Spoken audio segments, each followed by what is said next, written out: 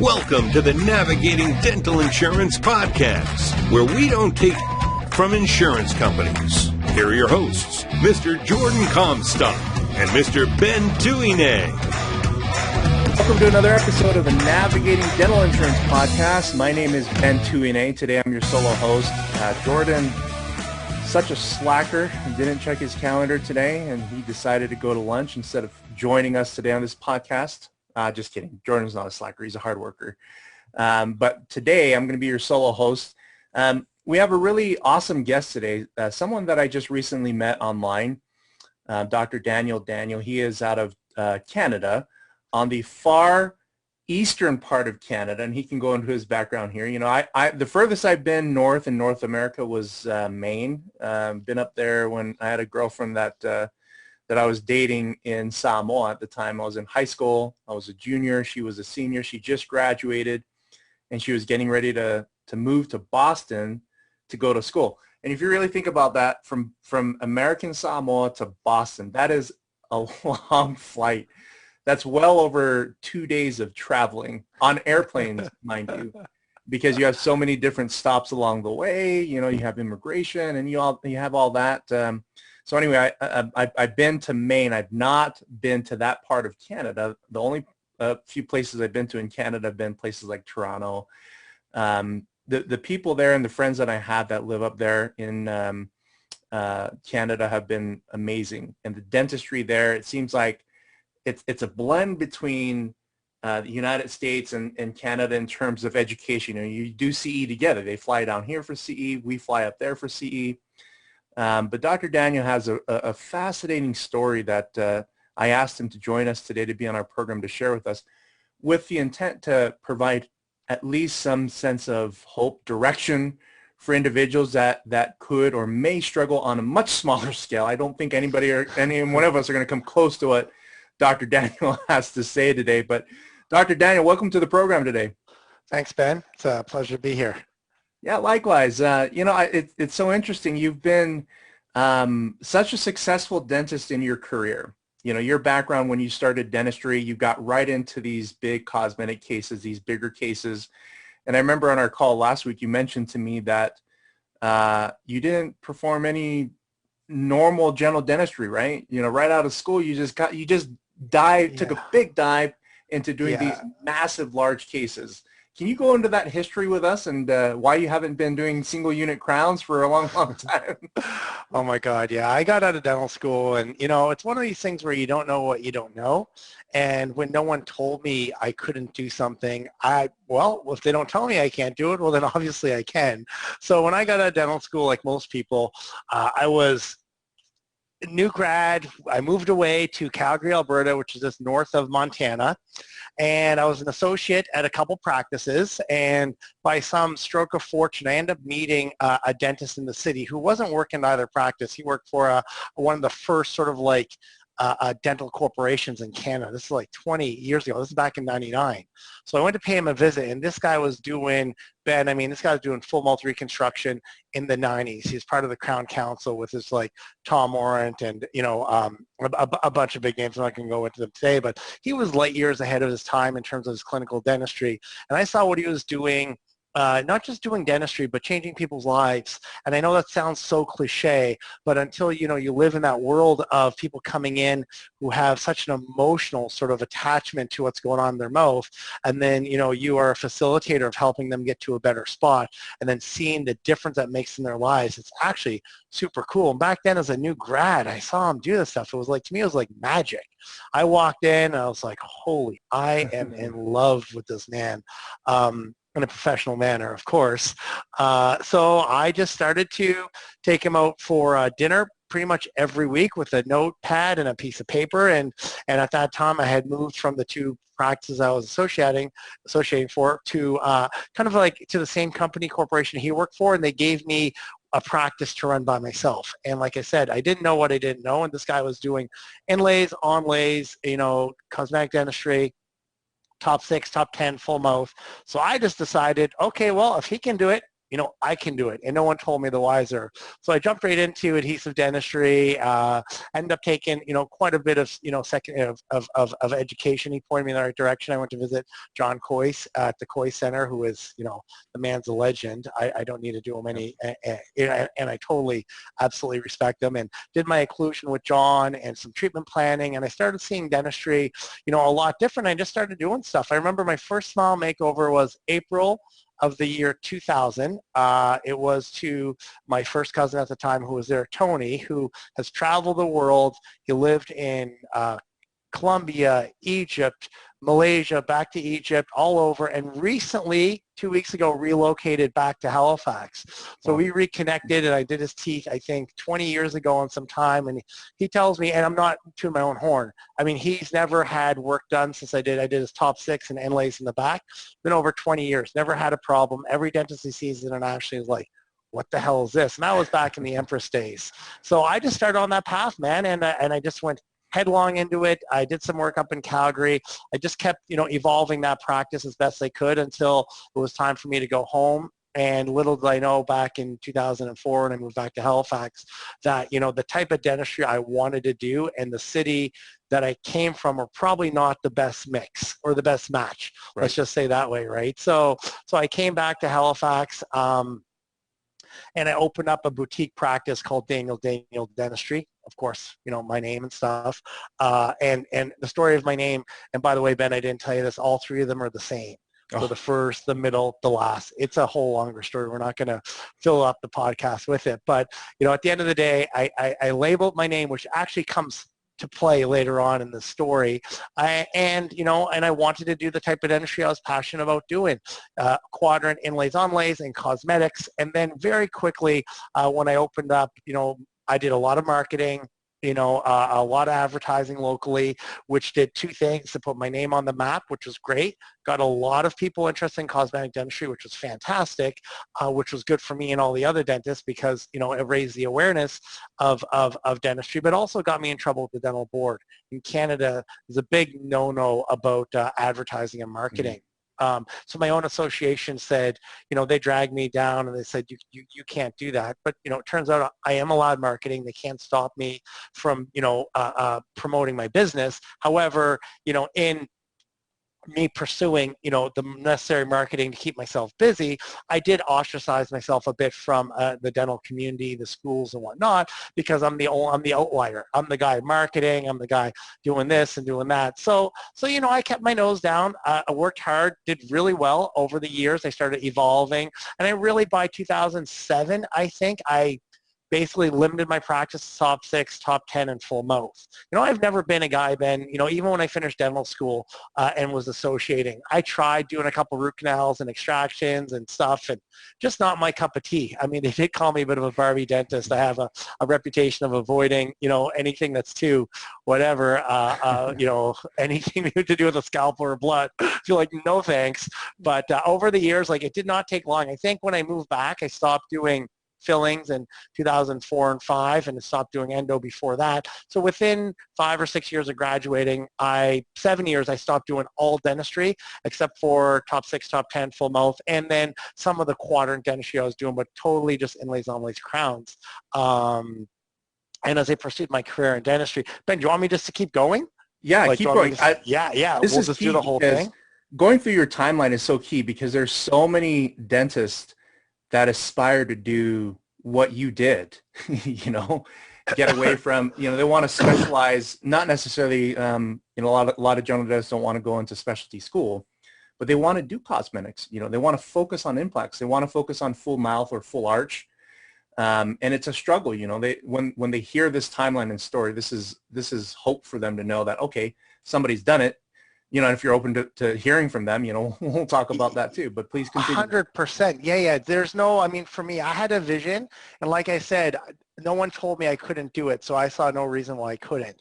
And, the biggest obstacle, for me to, doing the type of dentistry I did, having the type of practice I wanted to have was giving myself permission to do that. Because I mean, like we all do. We come out of dental school, Ben. Every dentist that finishes dental school goes to work the first day and they feel like an imposter.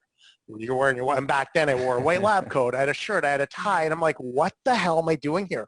People come in, they think I'm actually a dentist. Now, I know I'm licensed, I know I'm a dentist, but I'm not a dentist. I've only finished dental school, right? And then like you start, and like learn, grow, learn, grow, learn, grow, or grow, learn, so as you start going down a path, every time you want to go next level, there's a bit of an imposter. There's a lot of internal resistance around, who am I to do this? Who am I to say I can do a smile makeover? Who am I to say I can do an Invisalign case if I've never done one? Who am I to say I can take out a tooth, place an implant if I've never done one, or I've only done a few, right? And as you kind of go down that path, really most of my battles came from inside my head, and just giving myself permission to say, yeah, you know what? There's a space out there, in my home city, Halifax. No one's claiming to be, the most trusted dentist. I was Atlantic Canada's most trusted dentist. And then, and I want to be the top cosmetic guy. I don't want to be the top. I wanted be the best I could be. And nobody else was vying for the space. So I was like, well, if they're not going to do it, I'm going to do it. And I just kept, and I kept just pushing it and pushing it. So in 2007-8, I let go of all the, what a traditional dental office model looks like. I've always been non-assignment. I just didn't understand why, dentistry, would allow insurance to dictate treatment or even interfere with treatment. Now, hey, just so we kind of, and I'll fast forward, I came and built another practice as a family practice where insurance was instrumental in that. So I've learned a lot about, insurance being a means to an end. There is a time and a place for insurance and different models, and there's all kinds of different models of practices. But in the model I was running, boutique style, highly relationship-based, there was no place for insurance. And to the extent I never brought it up, people never asked. It just was a non-thing. If they did ask, I would usually be like, yeah, this is all non-assignment. You pay us and, your insurance is probably not going to give you a penny for it. And it was done. Literally, it was my intention. And I think a lot of time when dentists focus too much on insurance, they think they're doing the patients a favor. I think they're doing them a disservice, my opinion. I know it's a necessary evil, but it can be incorporated and actually can be a tool in your belt. It's just we need to kind of get our perspective on insurance right as a team, as a dentist and a team first. We get that figured out. Then we kind of, as a team, it's like parents and children. And, you don't want to be, if there's a problem with kids, as a mom and dad divided on it. You kind of want to go behind closed doors, get it all figured out, and then present a unified front.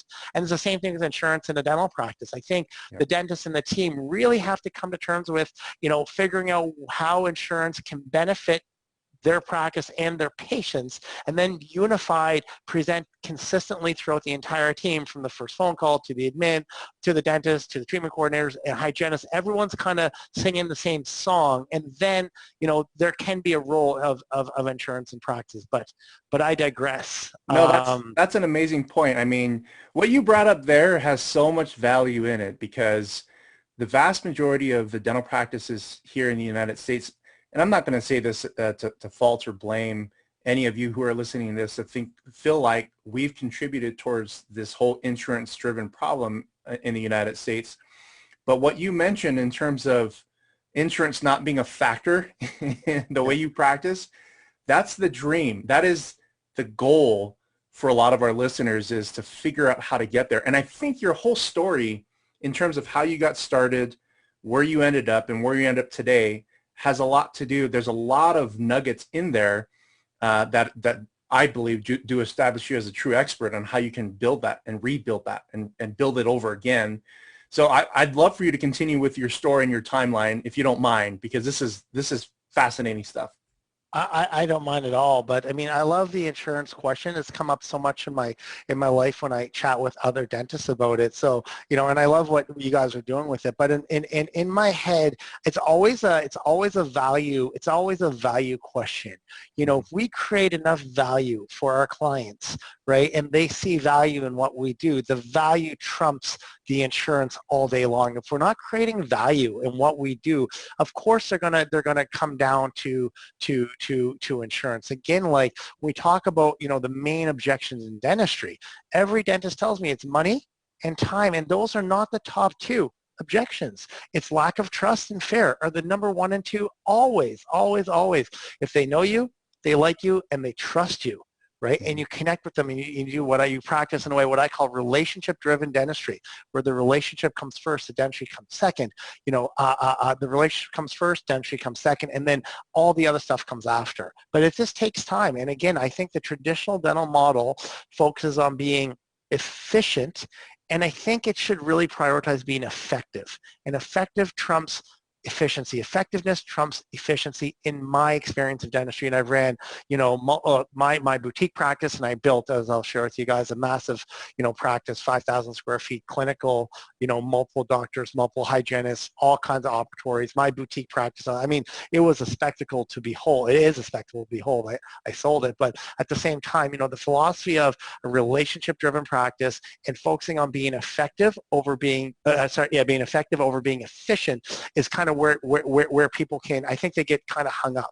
When you have the competing value of we're driven, be efficient, be efficient, be efficient. When you're efficient with your clients, I don't think we're putting enough time into the relationship. And after the relationship comes the dentistry, and we put the dentistry before the relationship, it's a terrible foundation. And I do, we can dig into that some other time. Does that make sense, Ben? Yeah, it does. It does.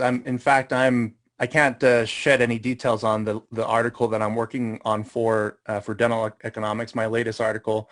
I think this one is it's gonna anger a lot of dentists when I unveil one component of dental insurance and how they've abused the industry from in a unique way. And part of that article, I talk about how dentistry has become so busy. We're focused on filling that schedule. We're focused on prioritizing the productions, spacing out them crowns so that the doctors don't break their backs, but putting that treatment in there so that at the end of the day, you're maximizing profit, or you think you're maximizing profit. And one of the things that we miss is that we're trading the busyness for the relationship. When you're dealing with insurance and you're getting paid so little, we focus way too much on being busy, rather than focusing on the individuals that are going to be in that chair, And I think for the most part, a lot of dental practices think that they have that balanced out well, but I don't think that's right. I don't think that's true. For practices that think they have that right, you look at a case where, I sent my father-in-law to get he got at least $30,000 worth of dentistry done in the last 3 months. And the one comment that he came back to me and said was, it's so different these days. I don't even remember the name. I saw 4 different dentists, and I've probably seen maybe 10 different. I don't know if they're hygienists or dental assistants. And him growing up he's 81 years old now, but one of the comments he said is that just doesn't feel the same as when Dr. So-and-so was my dentist for 40 years in Savannah.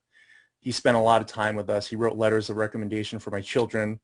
We were good. I spoke at his funeral. Well, my father-in-law did. But the times have changed to where we've sort of put that real solid relationship that I think you're talking about that has driven your success. We've replaced that with busyness, And in this article, I outlined how that has really allowed the insurance industry to gain more and more control over the dentists in a way that has really threatened the quality nature of the industry, or at least the relationship nature that that dentists used to have with patients. It's different, Anyway, this is great. I think this is fantastic. So a couple things about our industry. What I don't like about our industry, and I'm not going to piss off any of our listeners, but if I do, is we can't be victims in our own businesses. Right? We can't sit there and cry on one hand about insurance and bill insurance companies on the other hand, right? So it's about being intentional. So if you have a business model, and to me, I'm a fan of every business model that gets the dentist to their goals. So as a dentist, you want to make money and you want to be happy. And those are the two sort of core drivers of why would you own a business. Every entrepreneur wants to make money and be happy and be satisfied in their life. So if you're practice, if you look at it as a vehicle to get you to your goals, the model you choose. Now, you be intentional. Don't let dentistry choose a model for you. You choose the model. If the model you choose includes insurance, fantastic. I have no problems with insurance. If the model you choose is insurance-based and is efficiency-based, is being as efficient as possible, filling the holes, fantastic, run that model. If you're getting the results you want and you're happy, fantastic. If you're not, then we need to talk. And again, with that model, Ben, what I'm hearing you say, I think there's a bit of a ceiling on that model. When you're running a non-relationship-based practice and you're going in and out, in and out, and out, there's a lot of dangers to that. I feel it's like running with a pair of scissors beside a slippery pool with, bare feet and some Vaseline on the soles of your feet. It's very dangerous because when you're not running a relationship-driven practice, you don't have a relationship with your clients. When something goes wrong, it's not if something goes wrong, it's when something goes wrong. The amount of clients that turn on their dentist when they don't have a relationship is far greater than those that do if they do have a relationship. Right. And trust me, we come in with the best of intentions. You come in, there's a bottom right molar, cavity's close to the nerve. You come in, you're kind of rushed. The guy, you don't know him, you come in, you freeze, you do it, you go, listen, okay, yeah, we did the filling, good luck, whatever. A week or two later, the tooth blows up, it's got pain, comes back in, and you're like, yeah, you're gonna need a root canal on the crown. And they're like, this I had no pain 2 weeks ago. I didn't think anything was wrong. This guy now got me for $150 for the filling. Now he wants $2,000 for root canal crown. This guy's a crook. He ruined my tooth, and I hate him, right? And I'm going to go on social media and blow up this office and put 57,000 bad reviews, right, or whatever. Versus, hey, you have the relationship with, the patient who comes in. You're like, hey, you put the time in up front.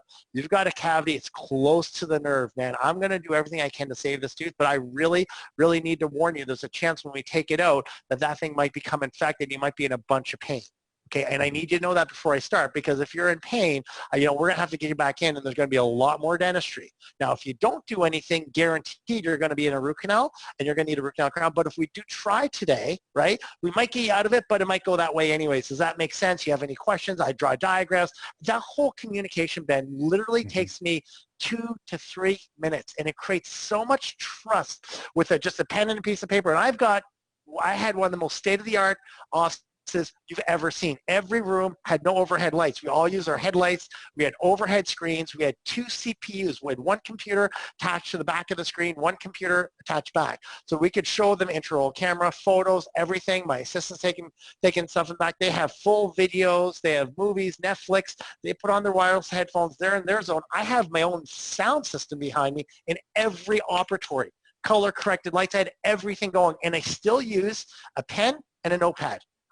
I would draw the out of everything, and literally with a diagram and 2 or 3 minutes, I would connect more. They would get it, and then let's just say I did that filling. Not they do fillings. We do the fillings.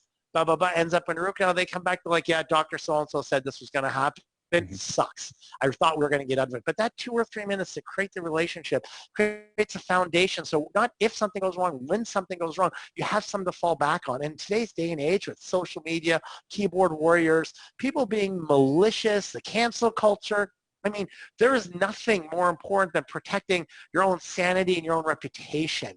And again, it starts at just building connections with your team. And by the way, you guys who are listening, ultimately it was a relationship that sunk my entire business and my entire life, for when it happened. But I do, Ben, I agree with you. I think there's different models, and I think if we're intentional with the model, fantastic, but there's only so far you get with a model that's efficient, and you get so much further with an effective model. But I think it's like taking lessons in golf. Not that I golf, but I know if you're a golfer and you're doing good, you take lessons. I think you dip, you don't go as good, and then you get way better. And it's the same thing with moving from efficient to effective. It looks like the numbers are going down, but you're really just preparing, and then they go right through it. And it's not the first or second time I've been through this. I've been doing with doctors for many, many years, supporting a lot of my colleagues and breaking through these sort of glass ceilings that they've put on themselves. I think that's awesome. I think, in the end, with the conversations that we've had so far, I would definitely tag you, or at least associate you with being an expert in this field of relationships. And I know that you've been through, you kind of alluded to it, and maybe we can spend just not too much time, because I know that this is, everybody that has an experience that they just want to get away from, sometimes it's painful to talk about those experiences. Sometimes it's good, to overcome them and conquer them, but then move on. So if you don't mind, I want to just briefly touch on what you mentioned there, in terms of that that pitfall that you experienced, how you recovered from it, and your advice for younger dentists that may or may not go through something like close to. I don't think anybody. I mean, my heart goes out to anybody that ever goes through your exact same experience. But I know that from time to time we're going to get a negative review, like I did. The very first review I got from my business on Google was a negative review, and it's so funny. There's this company called Align. I think they're called Alignable, and I joined it because it's one of the dentists said, "Hey, I found you on Alignable," and they ended up hiring us. I thought, wow, I've never even heard about this company, so I enrolled. And the crazy thing is I never ask clients for reviews. They just go on and they review. Now they review on their own. Sometimes I'll ask for them. Alignable actually asks them to review me. And you know what? I've been getting all these great, fantastic reviews from clients that I thought, if I did ask them for a review, I wonder, just because of my, I know them and how busy they are. I'm like, I wonder if they even have time to do that. But Alignable is asking them to review me, and they're reviewing. And I'm like, why didn't I, now I ask for reviews because I know the value of it. But the very first review I got was a negative review, and I just put my head in the sand.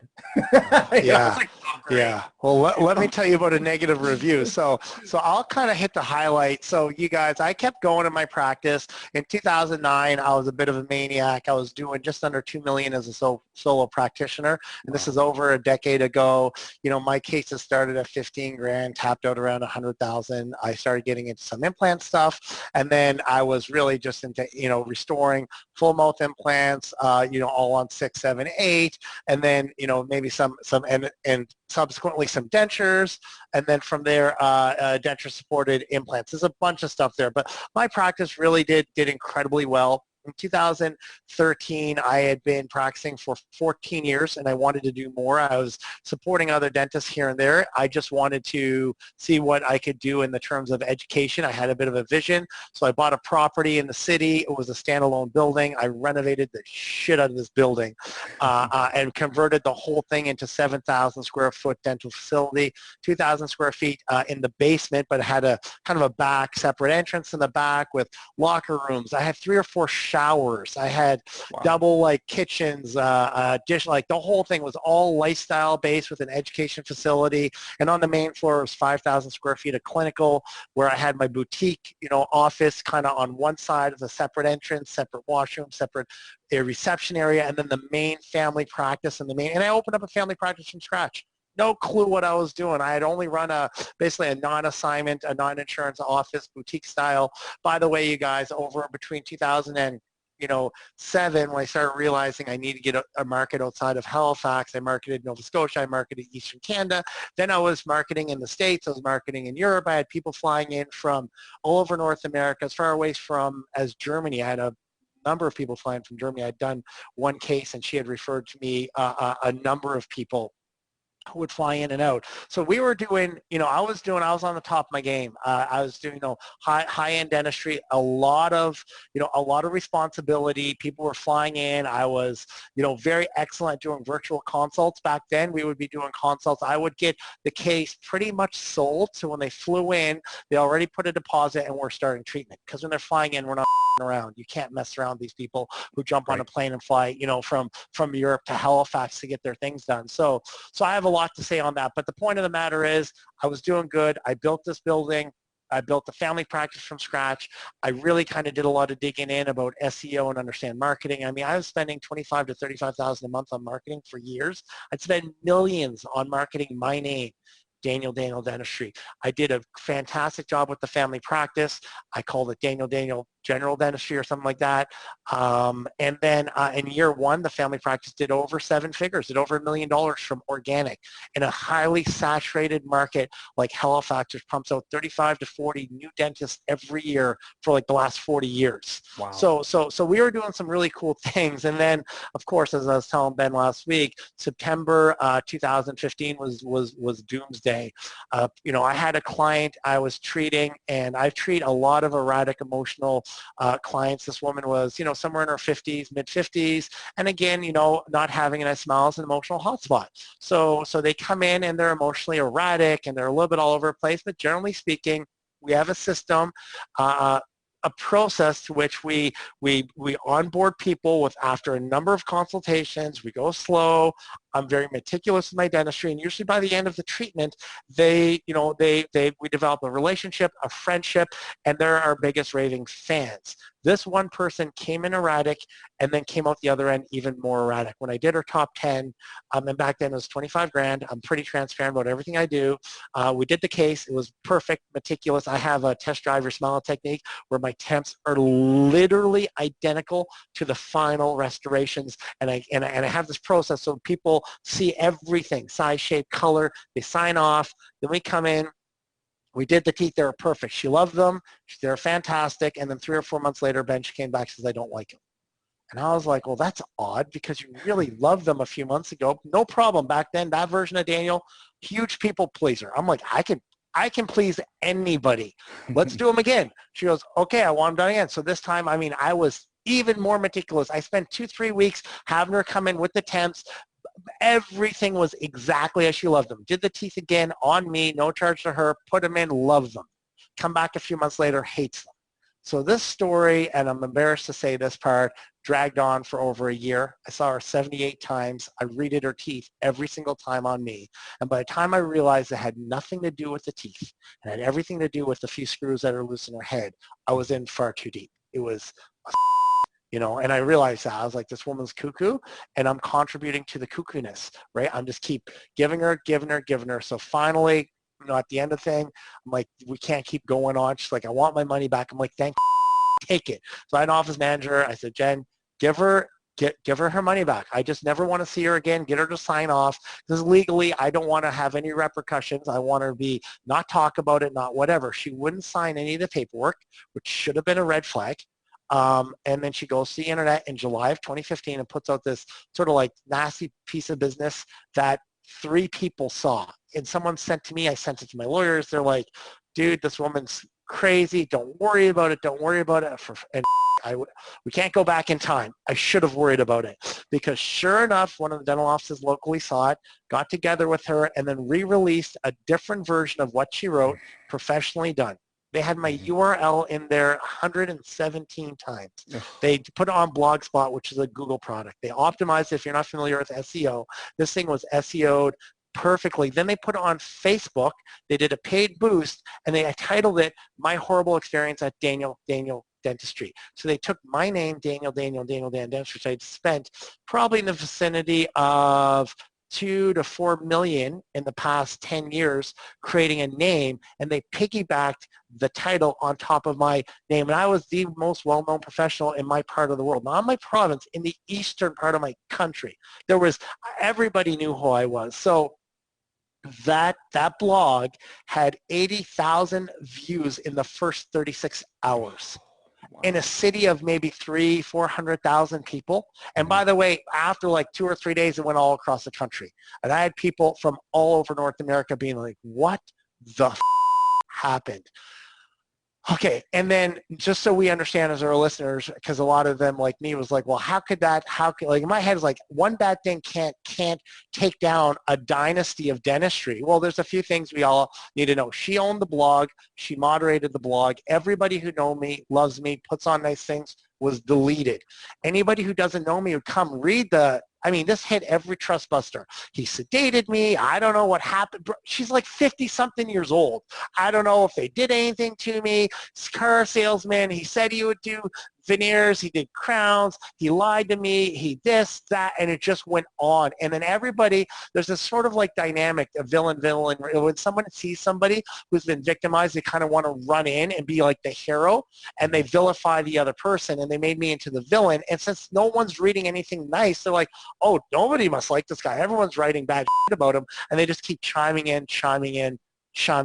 And on top of that, for my listeners, I am 46 years old. I grew up super, super poor. I was super proud to be successful, and I lived my life loud in a very small city. So I was, in my crazy, 30s when all this was going on. I was making money.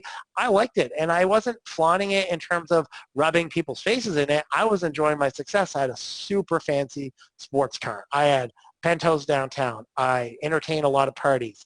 big dinners, lots. I was out every weekend. People knew who I was, and I was very flamboyant for a city like this, and I loved it. But all that got turned upside down, got sucked right into this blog, and he's like this and he's like that, and then it got nasty. His parents live here. Go pick at his parents' house. Go do this. Go his brothers this. I mean, it was a piece of work. Needless to say, it blew up, and then my practice blew up accordingly. You know, I used to get about, when I had the family practice going into it, about 200 plus phone calls a month.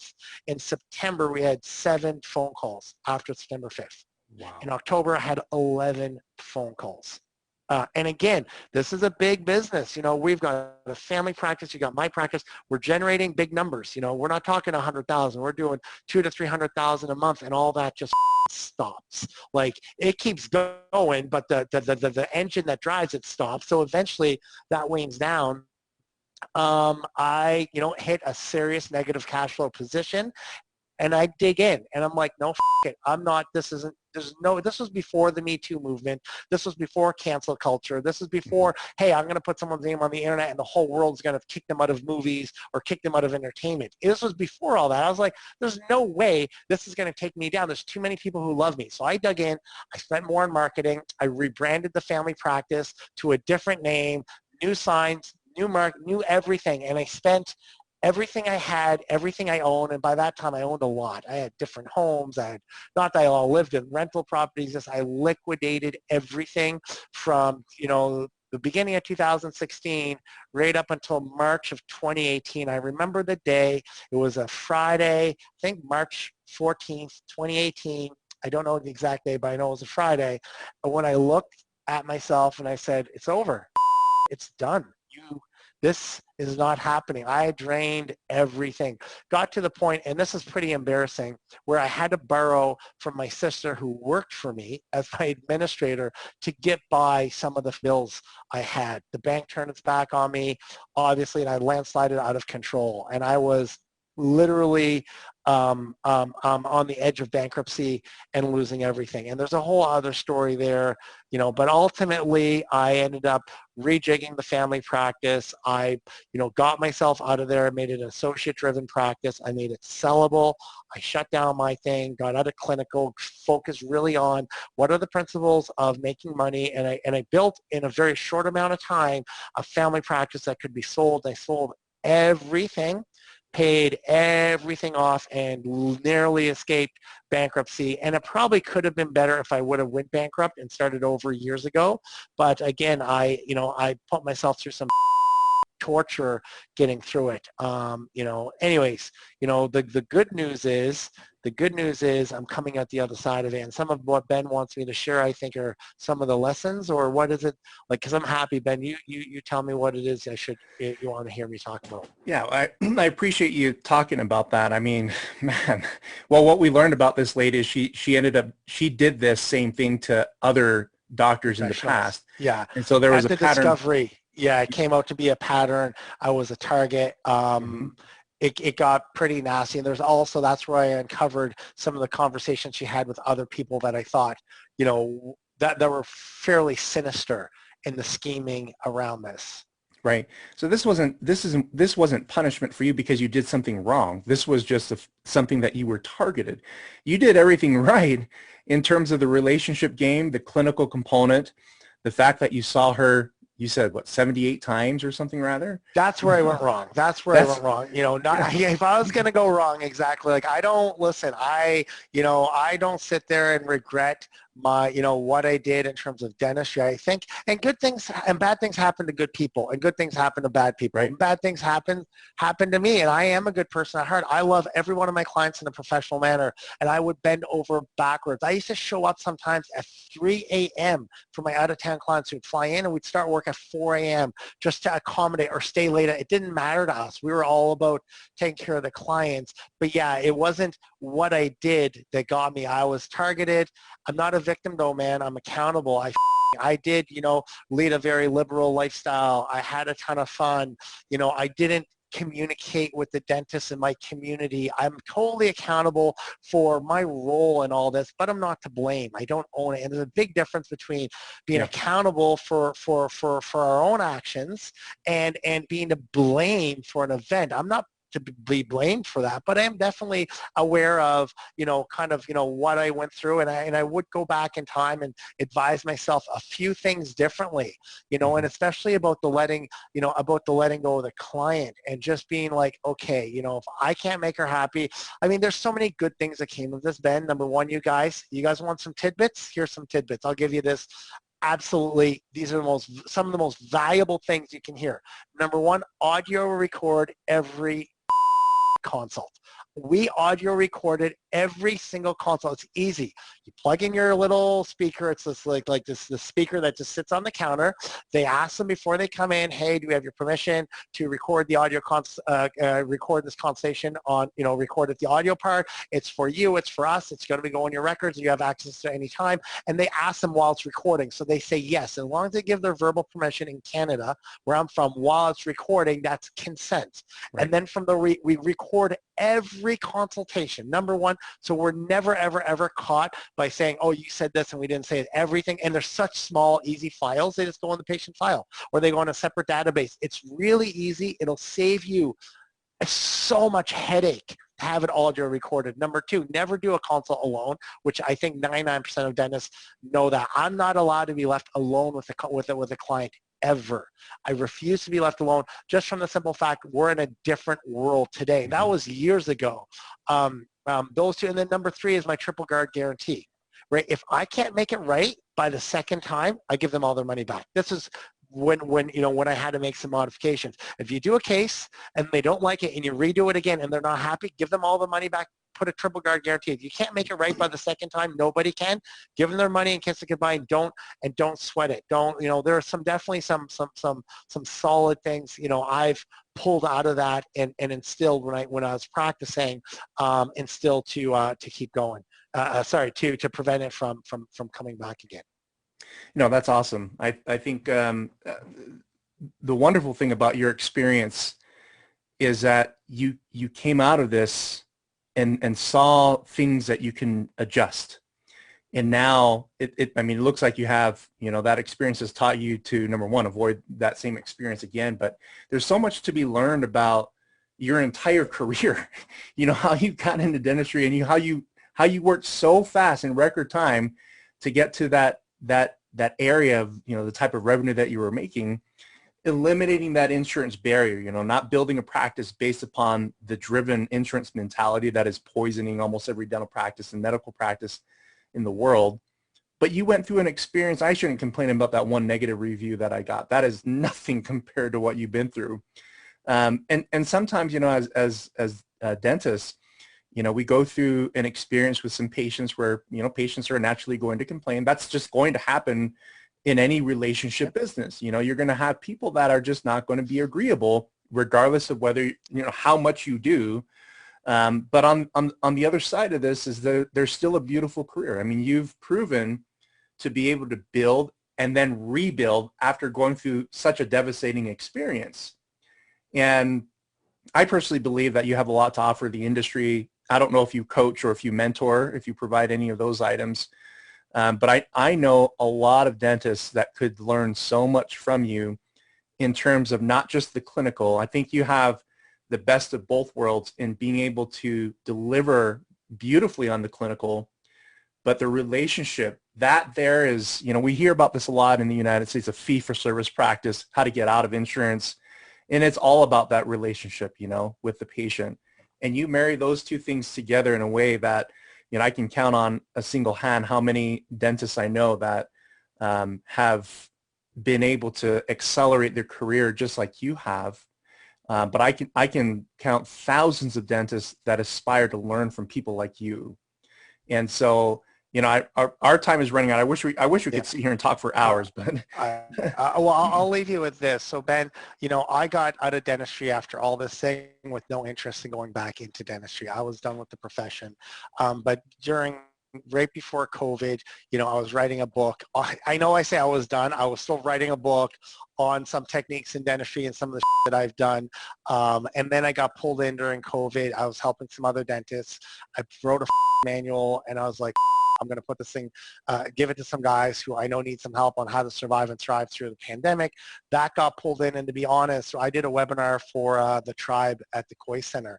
I've done a couple of them, but that first one was the first time I've shared a bit of my story. This is the first time I've actually went on and felt comfortable talking about my past, and there's so much more in the past 5 years. It's been 5 years now, and these ups and downs. There's so much more beauty in that, but this is the first time I've shared my story, and I'm re-entering the dental community. Asked about, and my goal is to support other dentists in being successful and being happy, and using, and that's where my goal is, and how I want to interface.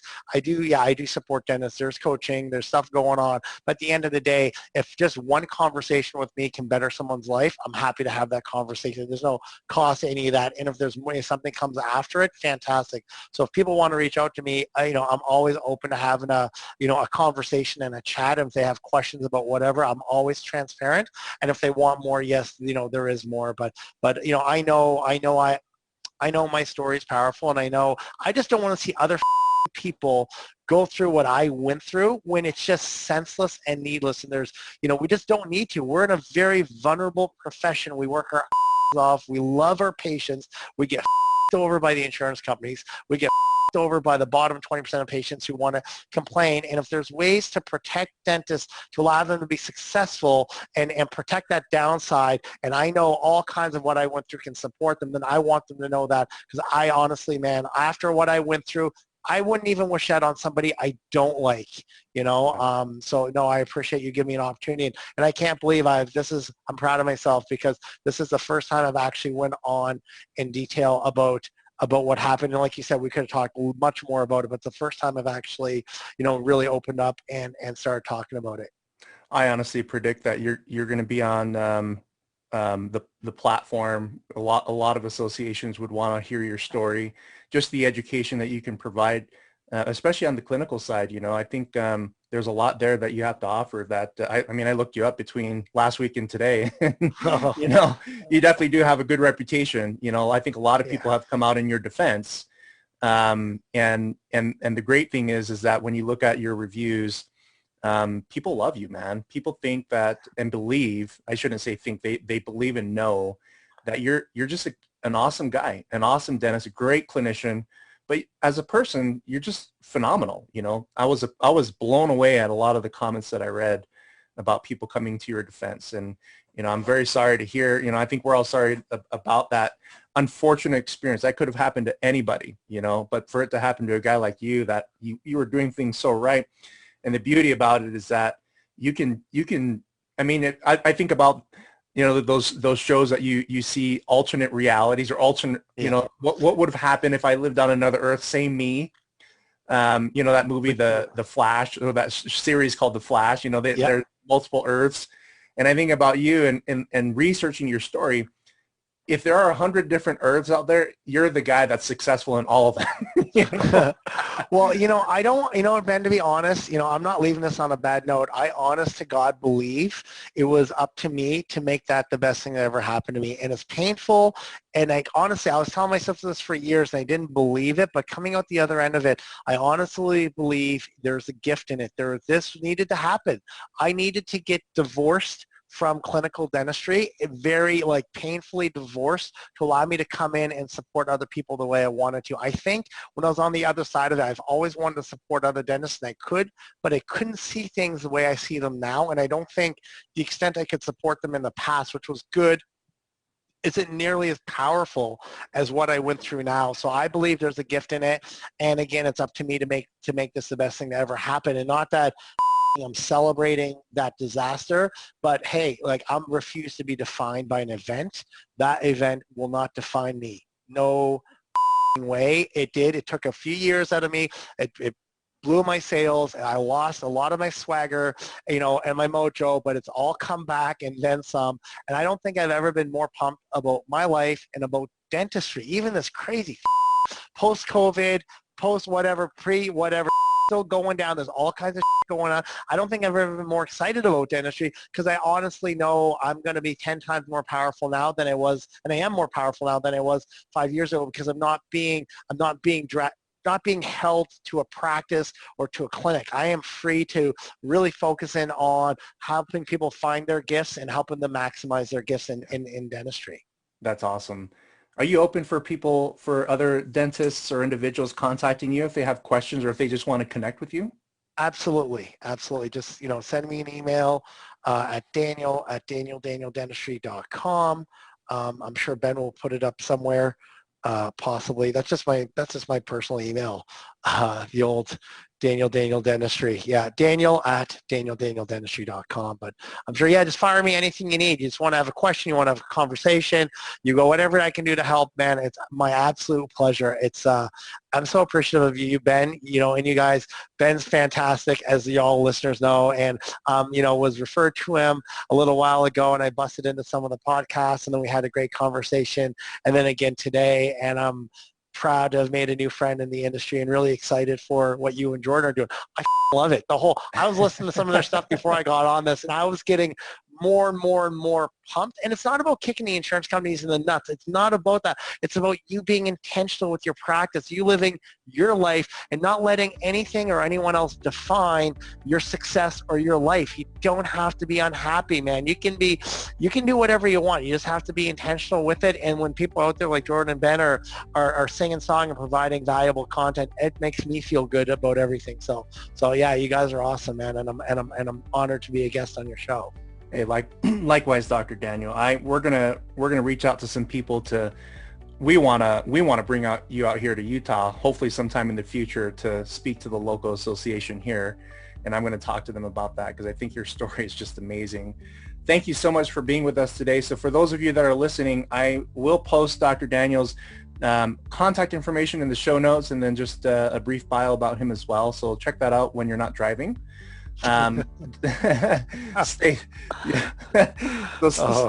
safe, everybody. Enjoy life, enjoy dentistry. This is what this is all about, whatever makes you happy. There's always a path that will allow you to obtain that happiness despite what goes on a personal level, on a business or professional level. And Dr. Daniel has proven and shown that we can definitely recover from the bad things that could potentially come our way. So again, Dr. Daniel, thank you so much for being on the program. We truly hope to have you on the program again in the future, but in the meantime, we're looking forward to hearing awesome feedback from the listeners that are going to reach out to you, because I feel that many of them will. So thank you again. Thank you, man. And thank you, everybody, for tuning in. And anybody who wants, reach out. I'm looking forward to having a chat. Awesome. Folks, this is Dr. Daniel. Thank you, sir.